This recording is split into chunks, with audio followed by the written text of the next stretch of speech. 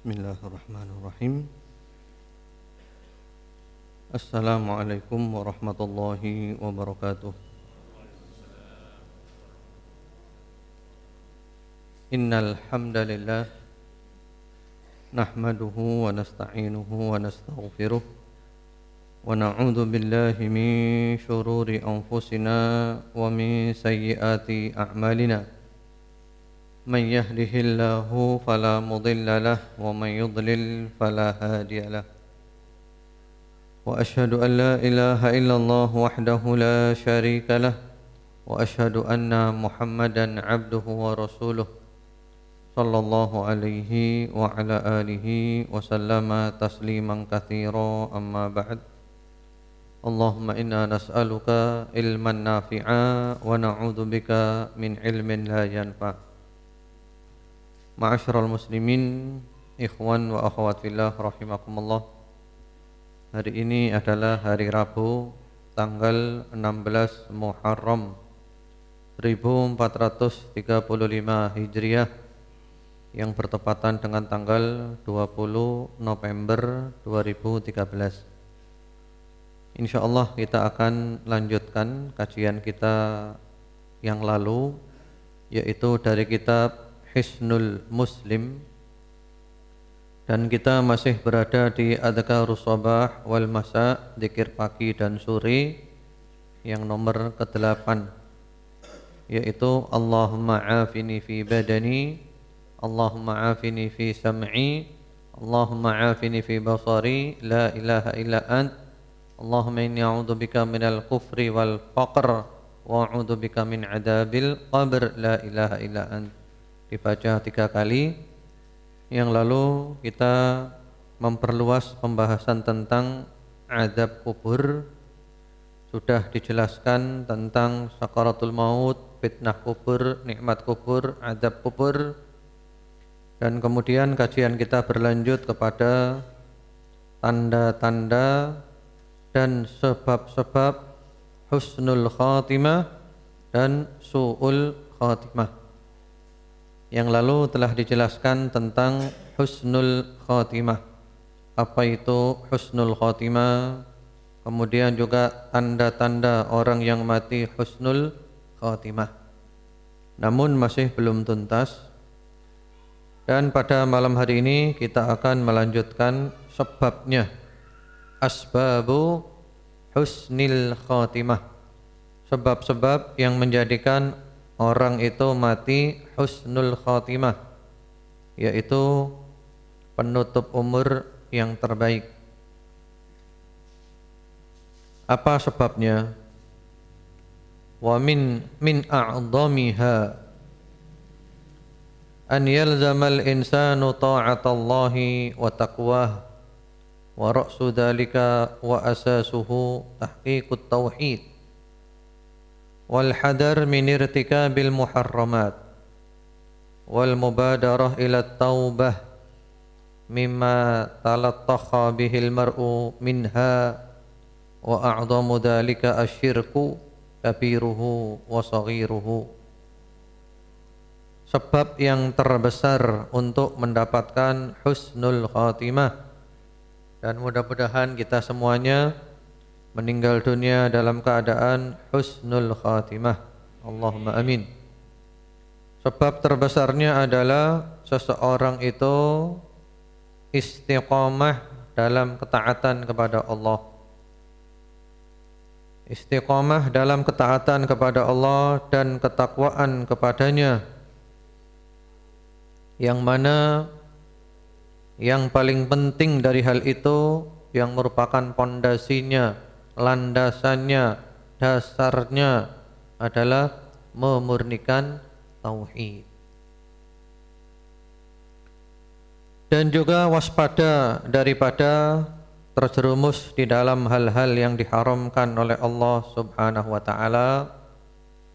Kalau seandainya terjerumus, tergelincir, maka segera bertaubat daripada dosa-dosanya. Yang mana perkara yang diharamkan oleh Allah yang paling besar itu adalah syirik. baik syirik akbar ataupun syirik asghar. Ini sebab yang paling besar untuk mendapatkan husnul khatimah. Ya, kita selalu berusaha taat kepada Allah. Kita selalu berusaha bertakwa kepada Allah Subhanahu wa taala, yang mana puncaknya adalah memurnikan tauhid. Karena itu kita ini perlu belajar tauhid. Apakah kita sudah pernah belajar tauhid? Berusaha untuk memurnikan tauhid. Kita ini perlu belajar tauhid, kitabnya banyak. Kalau mulai dari dasar, kitabnya itu adalah Al-Usul Ats-Tsalatsah, 3 landasan utama yang telah disyarah oleh para ulama.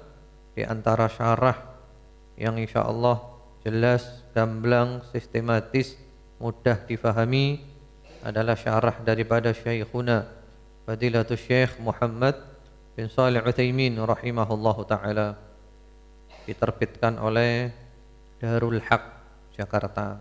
Itu penting dimiliki buku ini, dipelajari.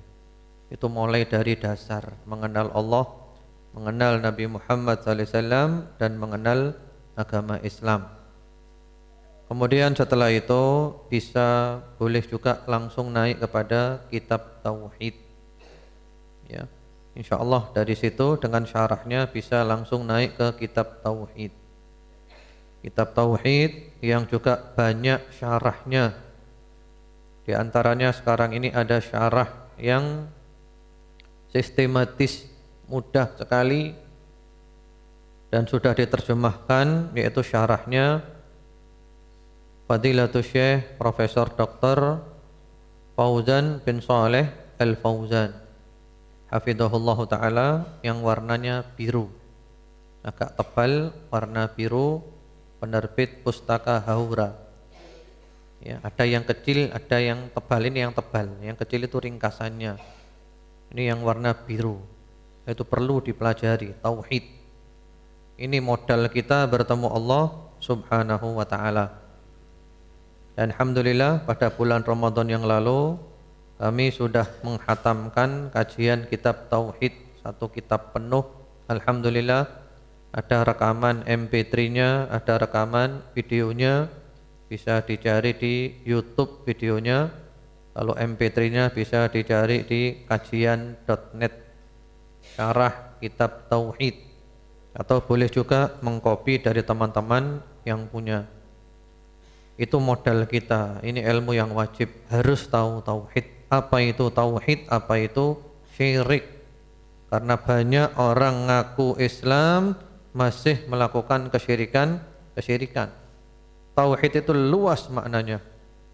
Cinta murni kepada Allah, harapan murni kepada Allah, takut murni kepada Allah, tawakal murni kepada Allah, yang dicari ridhonya Allah, dan seterusnya, panjang lebar.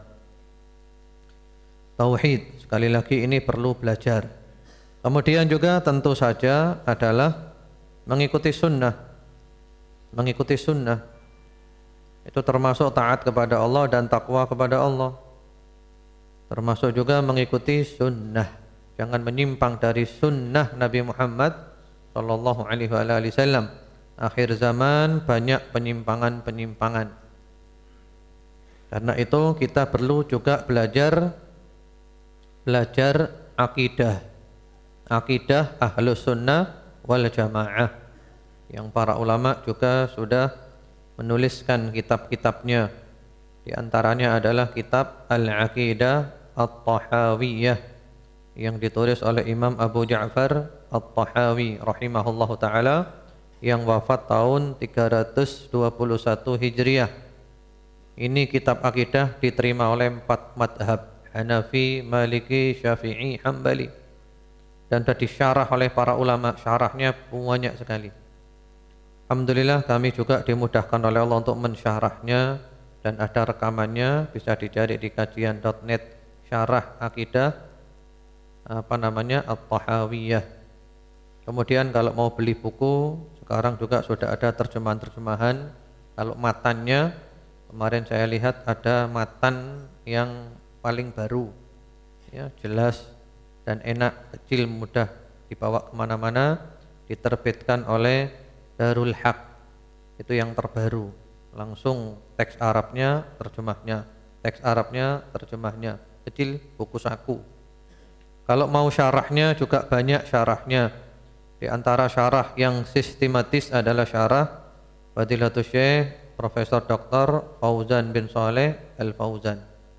Beliau juga punya syarahnya Aqidah Tahawiyah, cuman penerbitnya, terjemahannya saya kurang ingat penerbitnya siapa. Itu juga perlu dipelajari. Ini modal kita bertemu Allah, akidah benar, tauhidnya lurus. Ini ilmu yang nomor 1, prioritas utama. Inilah misi yang dibawa oleh Rasulullah Muhammad sallallahu alaihi wasallam dan para sahabatnya. Apalagi sekarang ini banyak kelompok-kelompok menyimpang. Banyak kelompok-kelompok yang menyimpang dari sunnah Nabi Muhammad sallallahu alaihi wa ala alihi wasallam. Kemudian juga meninggalkan waspada daripada terjerumus ke dalam perkara-perkara yang diharamkan. Yang paling besar yang diharamkan itu adalah syirik. Seandainya seseorang terjerumus dalam perkara yang diharamkan, terjerumus dalam maksiat, ya, kita ini manusia, berbuat maksiat itu adalah manusiawi. Yang tidak wajar adalah kalau seseorang itu terus-menerus berbuat maksiat, berbangga-banggaan dengan maksiatnya, tidak menyesalinya. Ini tidak wajar. Ini tidak wajar. Yang wajar, yang manusiawi itu adalah ada kalanya kita terjerumus, terperosok. Namun kita segera sadar, taubat kepada Allah Subhanahu wa taala dengan taubatan nasuha, menyesal, tidak berbuat lagi, janji tidak akan mengulangi selama-lamanya. Kalau ada urusan dengan orang diselesaikan urusannya, banyak beramal soleh, seperti itu. Sehingga para ulama mengatakan taubat ini kita tidak boleh berpisah daripadanya. Awal perjalanan kita taubat, tengah-tengah perjalanan kita taubat, akhir perjalanan kita taubat. Tidak bisa kita lepas dari taubat. Kemudian juga di antara sebab yang menjadikan kita mati husnul khatimah adalah wa minha an yulihal mar'u fi du'aillahi ta'ala an yatawaffahu 'alal iman wat taqwa. Hendaklah seorang hamba itu yulihha itu terus-menerus berdoa. Ya. Kalau bahasa kita, bahasa Malang, al-ilhah itu artinya ngotot. Ya. Jadi terus-menerus minta, terus-menerus meminta, berdoa kepada Allah Subhanahu wa taala agar supaya Allah mewafatkan kita dalam iman dan dalam takwa. Doa terus kepada Allah Subhanahu wa taala. Ya, di antara doa yang sering kami mengucapkan yaitu Allahumma inna nas'aluka husnal khatimah wa na'udzubika min su'il khatimah. Itu kalau orang banyak. Kalau sendirian boleh baca Allahumma inni as'aluka husnal khatimah wa a'udzubika min su'il khatimah. Ya Allah, hamba mohon kepadamu husnul khatimah. Hamba berlindung kepadamu dari su'ul khatimah. Minta terus kepada Allah. Sujud minta, sebelum salam minta, setelah salam minta, malam minta, terus. Kemudian juga doa-doa yang lainnya, banyak doa di Al-Quran juga ada. Di antaranya adalah surat Al-A'raf 126. Rabbana afrigh alaina sabran wa tawaffana muslimin. Ya Allah, berikan kepada kami kesabaran dan wafatkan kami dalam keadaan muslim, dalam keadaan beriman, dalam keadaan benar-benar ya, pasrah kepada Allah Subhanahu wa taala, berislam. Juga ada di dalam surat Yusuf ayat 101. Itu doanya Nabi Yusuf. Yang potongan awal itu khusus Nabi Yusuf. Rabbi qad ataitani ya wa 'allamtani min ta'wilil ahadits ya. Itu khusus Nabi Yusuf. Tapi setelahnya itu umum. Untuk kita juga bisa kita pakai. Rabbi qad ataitani minal mulki wa 'allamtani min ta'wilil ahadits. Ini khusus Nabi Yusuf. Setelahnya fatiras samawati wal ard anta waliyyi fid dunya wal akhirah tawaffani musliman wa alhiqni bis salihin. Ini bagus doa ini. Fatiras samawati wal ard, engkau adalah pencipta langit dan bumi ya Allah. Anta waliyyi fid dunya wal akhirah, engkau adalah penolongku di dunia dan di akhirat. Tawaffani muslima, wafatkan hamba dalam keadaan muslim, mukmin ya. Wa alhiqni bis salihin, kumpulkan kami dengan orang-orang saleh. Itu bagus. Atau juga boleh doa Allahumma tawaffana wa anta radin anna. Atau kalau untuk pribadi Allahumma tawaffani wa anta radin anni. Ya Allah, wafatkan hamba dalam keadaan engkau ridho kepada hamba. Wafatkan hamba dalam keadaan engkau ridho kepada hamba. Atau juga boleh redaksinya Allahumma inna nas'aluka ridhaka wal jannah wa na'udzubika min sakhatika wan nar. Ya Allah, kami mohon kepadamu ridhamu dan syurgamu. Kami berlindung kepadamu dari murkamu dan nerakamu. Kemudian juga doa yang sering dibaca oleh Rasulullah Muhammad sallallahu alaihi wasallam, ya muqallibal qulub tsabbit qalbi ala dinik. Wahai zat yang membolak-balikkan hati, tetapkan hatiku di atas agamamu.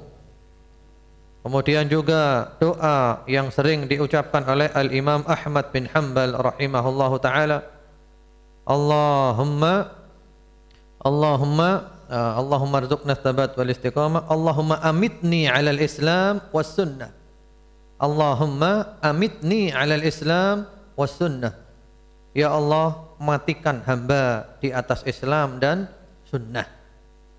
Jadi kita minta mati kepada Allah dalam keadaan Islam yang sesuai sunnah Nabi Muhammad sallallahu alaihi wa ala alihi wasallam. Doa terus dari lubuk hati yang terdalam. Orang kalau doa dengan sungguh-sungguh, Allah tidak akan mengecewakannya. Allah tidak akan menyia-nyiakannya. Maha suci Allah daripada seperti itu. Kita minta ya sujud, minta sebelum salam, minta bangun malam, minta tahajud, minta qunut witir pun minta. Terus minta, insyaallah dikabulkan doanya oleh Allah Subhanahu wa taala. Kemudian juga wa minha, di antara sebab supaya kita mendapatkan husnul khatimah adalah an ya'mal al-insanu juhdahu wa taqatahu fi islahi zahirihi wa batinihi wa an takuna niyyatuhu wa qasduhu mutawajjiha li tahqiqi dhalik. Faqad jarat sunnatul karim subhanahu an yuwaffiqa talibal haqqi ilayhi wa an yuthabbitahu alaihin wa an yakhtima lahu bih. Nah, ini juga penting ini. Hendaklah seseorang itu berupaya maksimal memperbaiki lahir dan batinnya.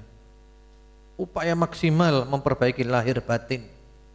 Hendaklah niatnya, tujuannya fokus untuk merealisasikan hal itu. Jadi batin kita bersihkan, dohir kita juga kita bersihkan. Bukan hanya bersih dohirnya saja, tapi juga bersih batinnya. Semua bermula dari batin. Semua bermula dari al-qalbu, hati. Hatinya baik, semuanya baik. Hatinya rusak, semuanya rusak. Karena sudah menjadi sunnatullah, orang yang mencari kebenaran, maka oleh Allah akan dijadikan dia itu menemukan kebenaran. Oleh Allah dijadikan dia istiqamah di atas kebenaran, dan Allah menutup umurnya di atas kebenaran. Ini penting sekali, karena ada hadis yang lalu sudah kita singgung ya. Ada orang yang selama umurnya beramal baik, akhir umurnya malah berbuat jahat. Ternyata diterangkan di dalam hadits yang lainnya, berbuat baik itu hanya luarnya saja, dohirnya baik, batinnya jelek. Nah, itu bahaya. Jadi jangan sampai ada niat-niat buruk di dalam hati. Niat buruk itu akan ditampakkan oleh Allah suatu saat nanti. Paling mengecewakan kalau ditampakkan di akhir umur, naudzubillah, mati dalam keadaan su'ul khatimah. Nas'alullah as-salamah wal afiyah. Karena kalau seseorang itu baik lahir batin, pasti janjinya Allah, mati pun baik. Allah yang janji. Di dalam surat Ibrahim ayat 27, yuthabbitullahu alladhina amanu bil qawli tsabiti fil hayatid dunya wa fil akhirah wa yudhillullahu adh-dhalimin wa yaf'alullahu ma yasha. Allah akan memberikan ketetapan kepada orang yang beriman dengan kata-kata yang tetap, kata-kata yang hak, la ilaha illallah, baik dalam kehidupan dunia ataupun di akhirat. Dan Allah akan menyesatkan orang-orang yang zalim, dan Allah berbuat sesuai dengan apa yang Dia kehendaki. Artinya kalau kita istiqamah lahir batin baik, lahir batin sampai mati pun baik, ini janjinya Allah. Orang yang berubah itu adalah karena yang baik cuman luarnya saja, dalamnya jelek. Nah, ini perlu kita hati-hati. Nah, hati ini perlu, ya, hati ini perlu diperhatikan terus, karena setan itu mau menguasai hati kita. Setan itu mengintai, mau menguasai hati kita. Min syarril waswasil khannas alladzi yuwaswisu fi sudurin nas. Jadi setan berusaha menguasai hati kita. Kita lupa dikuasai setan. Kita ingat setannya, lari. Itu tentang sebab-sebab husnul khatimah. Intinya di situ. Kalau diperinci ya banyak, itu sudah inti-intinya saja. Yaitu taat, takwa, terutama adalah memurnikan tauhid, mengikuti sunnah, meninggalkan yang diharamkan, terutama adalah syirik.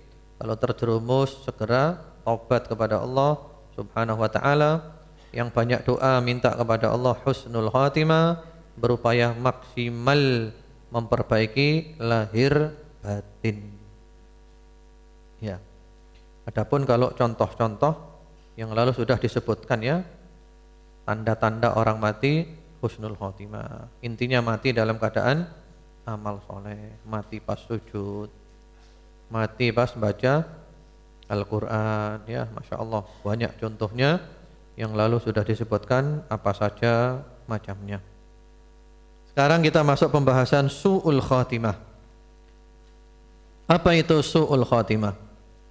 Ammal khatimah as-sayyi'ah fahiya an takuna wafatul insan wa huwa mu'ridun an rabbih jalla wa ala, muqimun ala masakhitihi subhanahu, mudayyi'un lima awjaballahu alaihi, wala raiba anna tilka nihaya sayyi'ah. Talama khafahal muttaqun wa tadarra'u ila rabbihim subhanahu an yujannibahum iyyaha. Adapun su'ul khatimah, penutup umur yang buruk, yaitu seseorang mati dalam keadaan berpaling dari Allah, dan dia terus-menerus melakukan perbuatan yang mendapatkan murka Allah, serta menyia-nyiakan apa yang diwajibkan oleh Allah. Tidak diragukan lagi, itu adalah akhir yang buruk, yang mana hal ini sangat ditakutkan oleh orang-orang yang bertakwa. Mereka selalu berdoa kepada Allah agar dihindarkan dari yang seperti ini. Ya, kalau kita lihat su'ul khatimah itu mati dalam keadaan berpaling dari Allah. Na'udzubillah. Jadi mati dalam keadaan berpaling dari Allah, enggak mau dengan Allah. Ya. Na'udzubillah. Makanya kita perlu berlindung kepada Allah. Di antara doa salafus soleh itu, mereka takut mendapat musibah yang menyebabkan mereka, ya, benci agama. Dan itu juga di antara doanya Nabi Muhammad sallallahu alaihi wasallam. Wala taj'al musibatana fi dinina. Jangan kau jadikan musibah kami menimpa agama kami. Musibah ekonomi wajar, semuanya kena. Musibah rumah tangga wajar, semuanya kena. Musibah kesehatan wajar, semuanya kena. Kafir, muslim, taat, jahat, semuanya kena, tidak ada yang terbebas. Ekonomi, rumah tangga, kesehatan, semuanya kena. Itu musibah yang biasa. Musibah yang luar biasa adalah kalau sudah menyangkut agama, keimanan, imannya goncang. Nah, ini na'udzubillah. Termasuk kemarin kan sudah disinggung kan, wa'udzubika minal kufri wal faqr. Antara kekafiran dan kefakiran itu dekat jaraknya. Kadang orang diuji, akhirnya tidak kuat, imannya goncang. Mati dalam keadaan imannya goncang, na'udzubillah. Jadi mati dalam keadaan berpaling dari Allah. Mati dalam keadaan akidahnya rusak. Ini musibah yang sebenarnya ini. Kemudian juga hati-hati daripada membaca atau mendengarkan apa saja yang bisa merusak hati. Ada satu orang, secara ilmu dia pinter, cerdas, ya. Dia juga seorang dosen di sebuah perguruan tinggi. Pokoknya pinter orangnya dari sisi keilmuannya. Tapi dia suka membaca dan dia tidak menfilter apa yang dia baca. Ya, dia waktu itu suka membaca tulisannya kaum liberal, Jil, dia suka baca. Apa yang terjadi? Gara-gara baca akhirnya masuk dalam hati, masuk ke dalam pikirannya, akhirnya imannya goncang. Imannya goncang. Sudah goncang iman ini musibah. Tidak ada kebingungan, tidak ada kesumpekan melebihi bingung dan sumpeknya orang yang akidahnya goncang. Goncang akidahnya. Yang ngobati orang kayak gini repot. Sudah kadung masuk, ngeluarkan itu sulit. Karena itu para salafus saleh mengatakan apa? Al-qulubu dha'ifah wasyubahu khattafah. Hati lemah, syubhat yang datang menyambar seperti petir. Ini akibat salah baca. Karena itu salafus soleh dulu kalau mendengar orang-orang mengajarkan kesesatan ditutup telinganya, nggak mau dengar. Khawatir apa? Masuk nggak bisa keluar lagi. Ada yang, saya mau bicara sama kamu satu kalimat saja. Ya, dijawab setengah kalimat saya nggak mau. Jangan setengah saya nggak mau. Karena kalau sudah masuk rusak. Goncang imannya. Bingung, stres akhirnya. Stres, depresi, kena penyakit jantung. Bingung. Subhanallah, puncak keraguan-raguannya ketika haji. Aneh kan? Biasanya orang haji itu malah imannya bertambah. Ke Mekah, haji, umroh, lihat Ka'bah, ke Madinah, wah imannya bertambah. Ini malah ragu-ragu. Ketika tawaf dia ya ingat kata-katanya orang-orang liberal itu. Lalapo atau tokoh Indonesia nang rene muter-muter ndek watu. Opo karepe iki? Ragu-ragu dia. Ketika ngelempar jumroh, ya gitu juga. Lah opo perlu nih? Atau ngetokno duwe akeh. Ya korban tenaga, waktu, pikiran, harta semuanya perlu nih balangi watung ini tok. Apa perlu nih? Rusak. Karena kalau sudah pakai akal ini dangkal, banyak setannya di sini. Setannya banyak. Hati-hati. Sudah tersesat, bingung akhirnya. Wallahu alam sekarang bagaimana keadaannya? Apakah masih hidup atau sudah mati? Wallahu alam. Lama enggak ketemu saya. Bingung, sumpek, kena jantung, kena segala macam penyakit, depresi. Itu musibah. Jadi kalau sudah kena gitu itu musibah.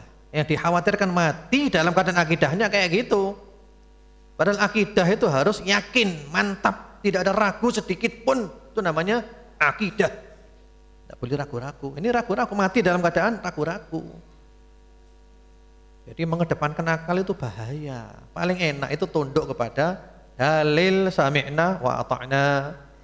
Sehingga Asy-Syaikh Ristani dan yang lain-lain menceritakan tentang kaum Mu'tazilah, orang-orang pinter yang mengedepankan akal daripada dalil, aqlaniyun. Akhir umurnya mereka bingung semuanya. Hasil penelitian kami selama ini adalah qila waqal, berkata fulan, berkata fulan, berkata fulan, berkata fulan. Bingung. Ada orang ngomong gini, wah ini kayaknya rumusannya lebih tepat dipakai ini. Ini pindah-pindah terus. Sementara mereka meninggalkan qala Allah Ta'ala, qala Rasulullah sallallahu alaihi wasallam, ditinggalkan. Akhir umurnya bingung. Sehingga mereka mengatakan hasil ilmu kami ya ini bingung.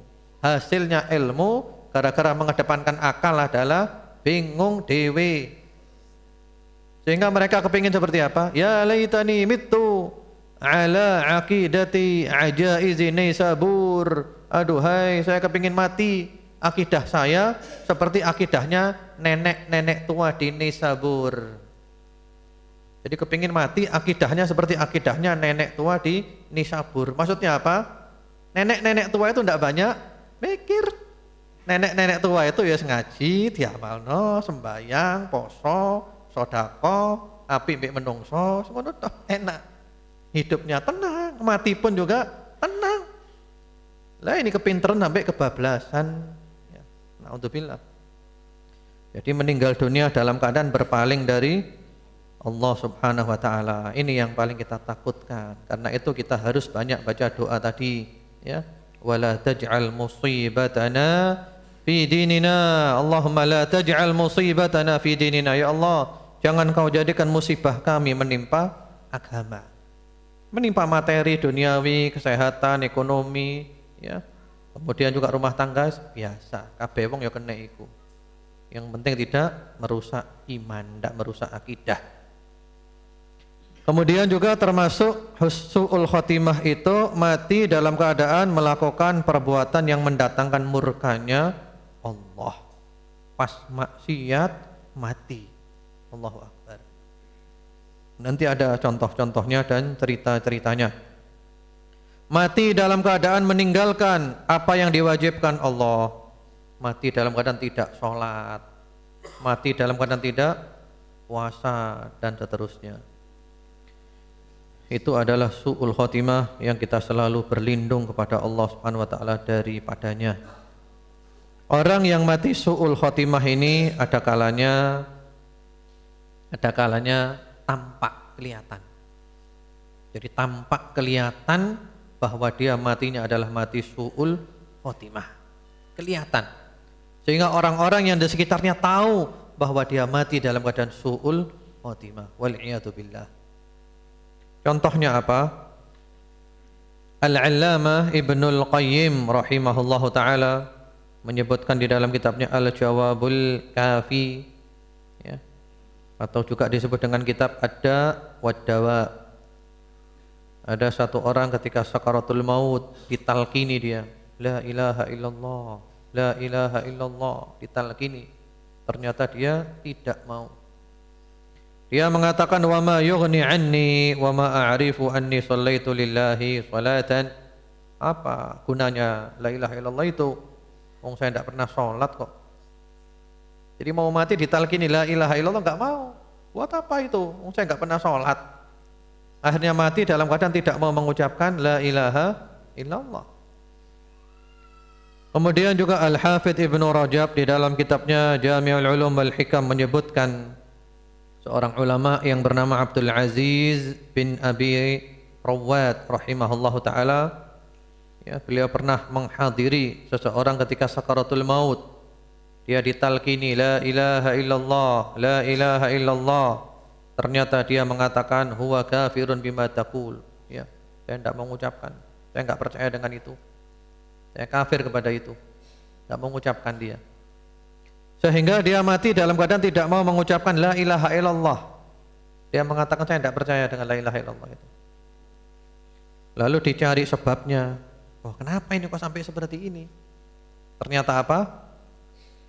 Ternyata dia itu mudminu khamr. Ternyata dia itu orang yang kecanduan khamr, kecanduan narkoba. Jadi gara-gara kecanduan narkoba sampai mati belum tobat, disuruh la ilaha illallah, tidak mau. Tidak percaya dengan itu. Lalu Abdul Aziz bin Abi Rawat mengatakan, ittaqud dzunub fa innaha hiyallati awqa'athu. Takutlah berbuat dosa, karena dosalah yang menjadikan dia seperti itu. Yang menjadikan dia tidak mengucapkan la ilaha illallah adalah gara-gara berbuat dosa. Demikian pula Al-Hafidz Ad-Dahabi rahimahullahu taala menceritakan tentang seseorang yang dia itu suka kumpul peminum khamr. Di sini disebutkan yujalisu syarabal khamr. Suka kumpul saja orang-orang minum khamr, nah dia ikut kumpul-kumpul di sana. Orang-orang lagi pesta narkoba, nah dia ikut kumpul di sana. Pesta miras, dia kumpul di sana. Ketika dia sakaratul maut ditalqini la ilaha illallah, la ilaha illallah, enggak mau. Dia malah mengucapkan isyrab wasqini, minum lagi, beri saya minum, beri saya minum. Ya matinya kayak gitu.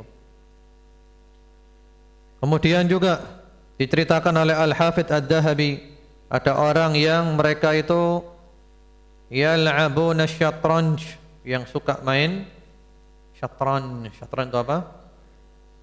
Main sekak, ya, main sekak. Sekak itu ya. Ketika dia mau mati ditalqini la ilaha illallah, la ilaha illallah, dia mengucapkan sekak. Sekak. Sampai mati mengucapkan sekak. Tidak mau mengucapkan la ilaha illallah. Kemudian juga ada orang yang suka nyanyi, disebutkan oleh Ibnul Qayyim, suka nyanyi saja, ya, lagu-lagu. Karena orang kalau sudah suka dengan musik, musik kan meresap di dalam jiwanya, menjiwai, menghayati musik, ya. Terus musik.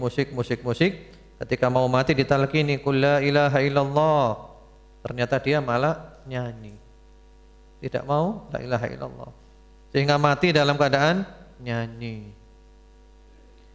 ya. Kemudian juga ada orang yang hidupnya itu sibuk kerja, wis kerja tok, mulai pagi, siang, sore, malam, yang dipikir hanya dunia, ngelilir mikir dunia dipikir terus. Ketika sakaratul maut dia ditalqini la ilaha illallah, la ilaha illallah, dia menjawab hadhil qit'ah rakhisah wa hadha mushtarin jayyid, hadhihi kada. Ini loh barang, ini barang murah, ini ada pembeli bagus ini. Jadi mau mati malah urusan dagangan. Yang ada di jiwanya adalah dagangan, mikir dunya, mati nih ya eling dunya. Nah, jadi maksudnya di sini orang itu kalau mati menurut para ulama adalah yang terjadi kepada dirinya adalah apa yang ada di dalam hatinya, apa yang ada dalam pikirannya, apa yang sering dia lakukan. Itulah akhir umurnya. Ada orang mati di pelukannya pelacur. Ada apa enggak? Banyak. Nah, berarti dia itu sudah hobinya gitu. Karena kalau baru sekali nggak mungkin, Allah masih nutupi. Kalau sudah sering kali oleh Allah dibongkar. Mati di pelukannya pelacur, naudzubillah. Ya kan kita tidak tahu umur kita kan. Mati di diskotik, naudzubillah. Pas di diskotik mati apa itu? Pas joget mabuk pisan mati. Atau juga mati pas minum khamr. Banyak orang-orang di meja khamr mati. Mati pas main judi. Banyak. Bahkan ada orang mati pas mesuh-mesuh. Dia sukanya mesuh-mesuh, mulutnya kotor. Wis titik-titik mesuh-mesuh, kotor wis, ya. Antum tahu kan bahasa mesuh-mesuh itu ya. Nah, ketika mau mati, la ilaha illallah, mesuh-mesuh tok wis. Sampai mati dalam keadaan mesuh-mesuh. Ada lagi orang mau mati minta uang. Karena dia senengannya narget orang. Ketemu orang langsung wis ngene wis. Ayo. Sudah lama ya ceritanya ya, zaman dulu. Dikasih uang 500 rupiah, 1000 seneng dia. Karena dikasih ngomel-ngomel. Padahal dia kaya, uangnya banyak. di rekeningnya banyak, bisa nengani nagih, ya target. Mau mati, gini-gini dia, minta uang. Dikasih uang 500, mati langsung. Subhanallah. Jadi itu su'ul khotimah, na'udzubillah. Mudah-mudahan Allah subhanahu wa ta'ala melindungkan kita daripada hal-hal yang seperti ini, ya. Terutama yang paling bahaya adalah mati dalam keadaan imannya itu goncang. Ini yang paling berat. Mati dalam keadaan imannya goncang, nggak percaya kepada Allah, nggak percaya kepada Rasulullah Muhammad sallallahu alaihi wasallam, yang nggak percaya dengan rukun iman, rukun Islam, mati akidahnya goncang. Termasuk juga mati dalam keadaan membenci para sahabat Nabi Muhammad sallallahu alaihi wasallam, membenci Sayyidina Abu Bakar, Sayyidina Umar, Sayyidina Uthman, Sayyidina Ali, membenci istri-istrinya Nabi, Sayyidah Aisyah, Sayyidah Hafsah, mati su'ul khatimah. Orang kalau mati membenci istrinya Nabi, sahabat Nabi, mati su'ul khatimah. Mereka adalah aulia Allah, mereka adalah wali-wali Allah. Kemudian ada lagi orang meninggal dunia bukan imannya goncang, tapi dia terfitnah oleh dunia. Sehingga para ulama mengatakan wal mar'u yamutu ala ma'asha alaih. Seseorang itu mati sesuai dengan apa yang selalu dilakukannya semasa hidup. Insyaallah lek uripe rajin zikir, rajin sembahyang, rajin ngaji, insyaallah matine api. Insyaallah, ya. Tapi lek rajin maksiat matine ya maksiat. Pas korupsi mati. Naudzubillah. Apa sebab yang menjadikan orang mati su'ul khatimah? Wa min a'dhamiha, di antara sebab yang terbesar adalah fasadul i'tiqad, akidah yang rusak. Ya, tauhidnya morat marit, akidahnya rusak. Ya, mati dalam keadaan akidahnya rusak. Naudzubillah. Ini paling berat, ini paling bahaya. Wa minha al-iqbal 'ala dunya wa ta'alluq biha. Di antara sebab su'ul khatimah pula adalah menghadap kepada dunia dan tergantung kepada dunia. Jadi dunia masuk di dalam hatinya. Hubbud dunia. Sudah, yang dipikir cuma dunia saja. Sampai sholat pun yang dipikir adalah dunia. Cintanya karena dunia, bencinya karena dunia. Dunia adalah Tuhannya dia. Dia adalah hambanya dunia. Kemudian wa minha al-udul 'ala al-istiqamah wal 'irad 'anil khairi wal huda. Di antara sebab su'ul khatimah pula adalah tidak mau istiqamah. Tidak mau dengan petunjuk dan kebaikan. Diajak mengikuti sunnah tidak mau. Diajak mengamalkan agama tidak mau. Ya, diajak. Hidayah sudah di depan mata. Hidayah sudah ada di tangannya, tapi dilepas, enggak mau. Naudzubillah. Karena itu ma'asyiral muslimin ikhwan wa akhwat fillah rahimakumullah, kalau kita ini oleh Allah ditakdirkan sudah mendapat hidayah. Hidayah sudah di tangan kita, jangan dilepas lagi. Karena kalau sudah di tangan kita lepas, nanti enggak kepegang lagi sampai mati, akhirnya akidahnya ucul. Karena diculno wis ndek tangan ojo diculno, digenggam, ya, addu 'alaiha bin nawajid, gigit dengan geraham. Orang mau nyabut enggak bisa, gigi geraham yang kuat, bukan gigi depan rompal nanti, ya. Jadi orang mau nyabut enggak bisa. Seperti itu. Karena kalau orang sudah dapat hidayah, dilepas, nanti bahaya, enggak kena lagi. Allah mengatakan di dalam surat Al-Baqarah, ya, ulaikal ladzina ishtarawud dhalalata bil huda fama rabihat tijaratuhum wama kanu muhtadin. Mereka itu membeli kesesatan dengan hidayah. Kesesatan dibeli, yang dibuat bayar hidayah. Ya, mereka itu rugi dan mereka tidak mungkin mendapatkan hidayah lagi. Sudah di tangan hidayah dan dilepaskan. Dia lebih memilih kesesatan. Kalau orang menukar, ya, batu permata dengan kelereng, rugi apa enggak? Rugi, ini lebih dari itu. Hidayah ditukar dengan kesesatan. Wa minha, di antara sebab mati su'ul khotimah pula adalah al-israr 'alal ma'asi. Nah ini, terus-menerus berbuat maksiat. Terus-menerus sudah menjadi kebiasaannya. Bahkan seakan-akan merupakan biasa. Nah ini perlu hati-hati, waspada. Karena kalau sudah menjadi kebiasaan, nanti khawatirnya mati dalam keadaan seperti itu. Sehingga ada orang mati ketika nonton film porno. Na'udzubillah. Dia buka laptopnya nonton film porno. Anaknya mau dekat nggak boleh, ya masih kerja ini perlu. Yang ditonton adalah film porno. Kena serangan jantung, mati dalam keadaan nonton seperti itu. Nas'alullah as-salamah wal afiyah. Jadi dosa dan maksiat itu akan menghinakan manusia.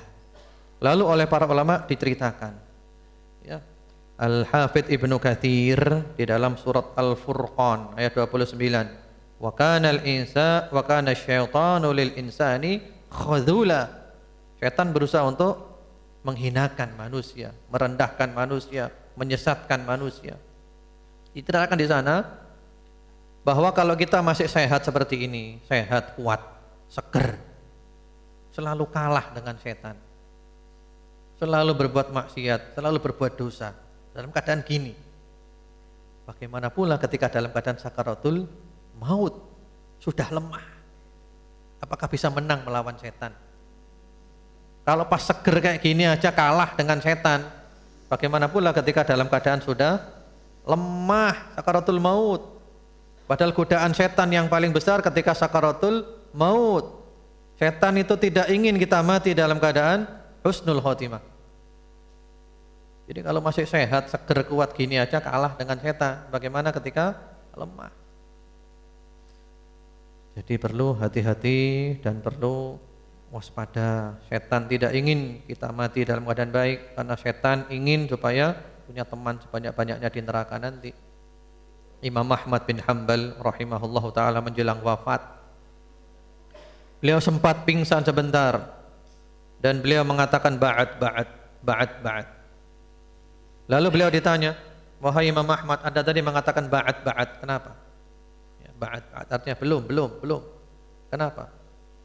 Ternyata setan menggoda Imam Ahmad bin Hanbal. Setan menggoda saya tadi. Dan setan tidak berhasil. Lalu setan mengatakan, futtani ya Ahmad, engkau telah lolos dari aku wahai Ahmad. Engkau telah lolos dari aku. Kata Imam Ahmad, belum. Ini menunjukkan kepandaian Imam Ahmad. Setan itu pinter.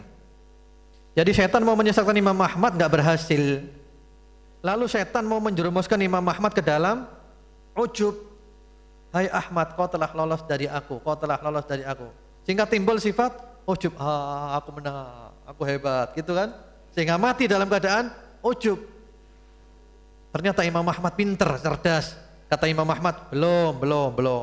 Masih belum, peperangan belum selesai ini. Karena saya masih hidup. Kalau sudah mati, rohnya sudah lepas, baru peperangan sudah selesai. Ini cerdas, pinter. Jadi setan ingin supaya Imam Ahmad mati dalam keadaan apa tadi? Dalam keadaan apa? Dalam keadaan ujub, bangga diri. Saya menang melawan kamu ya. Hei setan, kau kalah ya. Mati pas ujub. Na'udzubillah. Imam Ahmad mengatakan belum selesai ini. Saya masih hidup, belum selesai. Seperti itu. Kemudian juga ma'asyiral muslimin, ikhwan wa akhwat fillah rahimakumullah, sebenarnya pembahasan kita ini belum tuntas. Masih ada istilahnya mustarih dan mustarah. Masih ada juga orang mati yang orang lain itu mengatakan dia ini adalah orang yang baik. Jadi belum tuntas ya. Sementara di tempat saya menunjukkan sudah masuk waktu Isya. Itu dulu aja. InsyaAllah dilanjutkan pada waktu berikutnya. Menurut antum, kita melanjutkan materi ini sampai nanti dilanjutkan ya, kiamat, tanda-tanda kiamat, proses kiamat, surga neraka, atau kita stop di sini, kita lanjutkan aja hisnul muslimnya. Menurut antum bagaimana? Gimana? Diteruskan ya? Ya, berarti insyaallah besok diteruskan. Jadi hisnul muslimnya agak lambat. Tapi insya Allah banyak faedahnya. Ya, ini ada pertanyaan.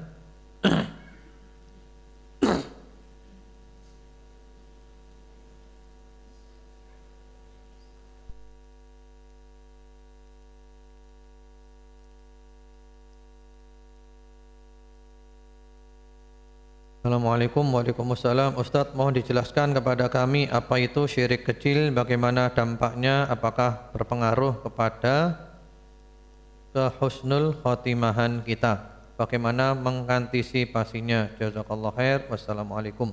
Ya, waalaikumsalam wa iyyakum. Syirik itu ada dua. Syirik itu adalah menyekutukan Allah, ya, gampangnya. Ada syirik akbar, ada syirik besar, ada syirik kecil, syirik asghar. Syirik kecil itu adalah sarana-sarana yang bisa menyampaikan kepada syirik akbar. Itu nanti pembahasannya panjang. Ya, kalau contohnya syirik kecil itu diistilahkan oleh Rasulullah sallallahu alaihi wasallam seperti orang sholat riya. Ya, riya artinya sholatnya lillahi ta'ala, karena Allah sholatnya, cuman kecampuran. Dilihat orang dibagus-baguskan karena dilihat orang. Itu namanya adalah riya, syirik asghar. Tapi kalau karena orangnya tambah banyak lagi, bahkan yang menjadikan dia sholat adalah murni gara-gara orang, bukan syirik asghar lagi, sudah munafik, ini syirik akbar. Itu diantara contohnya. Kemudian termasuk syirik asghar pula adalah bersumpah dengan selain Allah. Ya, wan nabi, demi nabi. Itu enggak boleh. War rasul, demi rasul enggak. Wallahi billahi tallahi.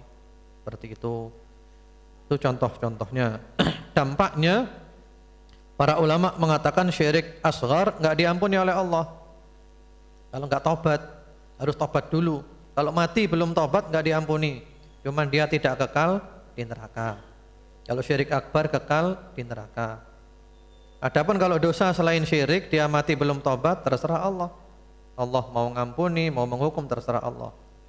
Kalau syirik ini enggak diampuni oleh Allah. Kalau mati belum tobat, ya. Kalau akbar kekal di neraka, kalau asghar enggak kekal di neraka. Kemudian juga apakah ada pengaruh kepada husnul khotimahan? Ya jelas berpengaruh. Tadi kan telah disebutkan kan. Jadi jangan lihat kata-kata kecilnya. Karena syirik itu sekecil apapun dia adalah akbarul kabair. Syirik sekecil apapun dia itu adalah dosa besar yang paling besar. Syirik kecil dengan zina, besaran mana dosanya? Ya, syirik kecil. Tapi kemudian jangan meremehkan zina. Itu ya rentetannya kan gitu. Bagaimana mengantisipasinya? Ya belajar. Apa saja syirik itu dihindari. Jadi kita harus tahu pintu-pintunya sehingga kita bisa nutup pintu-pintu ini. Karena kalau kita tidak tahu pintu masuknya, maka kita tidak bisa menutup pintu itu. Apakah perbedaan akidah dengan tauhid? Itu sebenarnya dari sisi umum dan khusus saja. Kalau akidah, tauhid sudah masuk di dalamnya. Jadi kalau kita bicara akidah, tauhid masuk di dalam bagian akidah itu. Ya, adapun tauhid itu lebih fokus akidah dalam hal mengisahkan Allah. Kalau akidah pembahasannya kan luas, juga masalah sahabat Nabi, juga masalah kiamat nanti, juga masalah istri Nabi, juga masalah ahlul bait. Jadi tauhid adalah bagian daripada akidah. Apakah ciri-ciri lahir dan batin kita baik? Apa ciri-ciri lahir dan batin kita buruk? Kalau batin yang tahu ya kita sendiri, ya kita tahu apakah dalamnya kita ini baik atau tidak. Ada kesyirikan, ada bid'ah, ada benci, ada ujub, ada sombong, ada hasad. Ya tentu kita yang tahu. Orang tidak tahu. Batin tidak ada orang tahu. Ini berhubungan dengan keikhlasan. Ya, ini syaratul batin, ikhlas. Tidak ada orang tahu. Kemudian kalau lahir yang baik adalah mengikuti sunnah. Selama lahir kita mengikuti sunnah berarti baik. Selama lahir kita menyimpang dari sunnah berarti buruk. Jadi intinya lahir batin itu la ilaha illallah Muhammadur Rasulullah. La ilaha illallah ikhlas karena Allah, batinnya baik. Ini enggak tampak, yang tahu hanya kita dan Allah saja. Muhammadur Rasulullah sallallahu alaihi wasallam mengikuti sunnah. Nah, ini tampak, kelihatan. Ya, sesuai sunnah atau enggak itu kelihatan.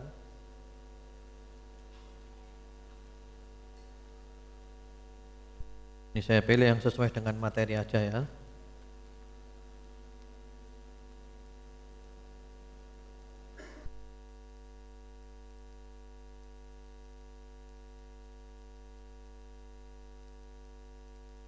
Ya. Acara sungkem saat hari raya Idul Fitri apakah termasuk syirik karena telah sujud kepada manusia? Kita dilarang sujud ya. Membongkokkan badan itu sudah namanya adalah sujud. Itu tidak boleh kepada manusia, hanya boleh kepada Allah Subhanahu wa taala. Jadi sungkem itu adalah adat istiadat yang harus dihilangkan. Diganti aja dengan adab yang Islam, salaman, cium tangan boleh. Mau nambah lagi nyium kening boleh. Lu nyium tangan itu kan apa namanya? Membongkokkan badan. Iya, tapi kita membongkokkan bukan karena membongkokkan secara khusus, membongkokkan karena kita mau nyium tangannya. Lah kalau enggak mau bongkok, ya yang mau dicium tangannya suruh naik tangga dulu. Ya.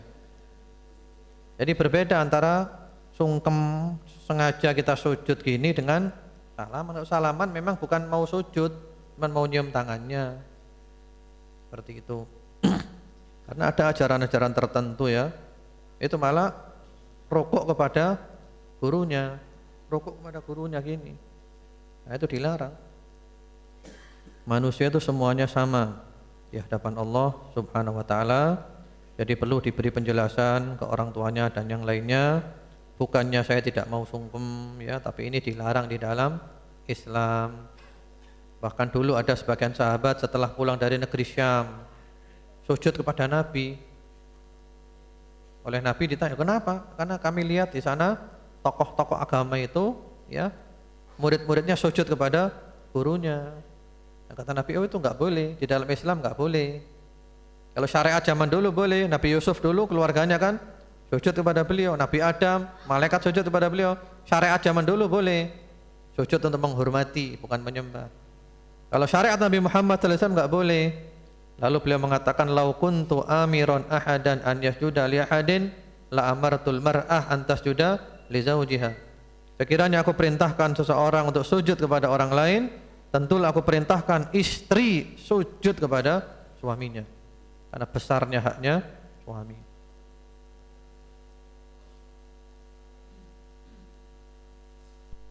Ya, mungkin itu dulu aja. Wallahu a'lam ya. Yang belum terjawab mohon dimaafkan, semoga bermanfaat. Semoga Allah menjadikan kita istiqamah dan menutup umur kita dengan husnul khatimah. Allahumma amin. Subhanakallahumma bihamdika asyhadu an la ilaha illa anta astaghfiruka wa atubu ilaik. Assalamualaikum warahmatullahi wabarakatuh.